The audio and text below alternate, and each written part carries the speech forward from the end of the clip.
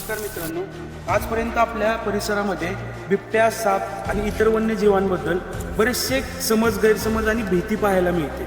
याच अनुषंगाने night society या नात्याने आम्ही गेली काही वर्ष प्रत्यक्ष ग्राउंड लेवलवरती काम करत आहोत.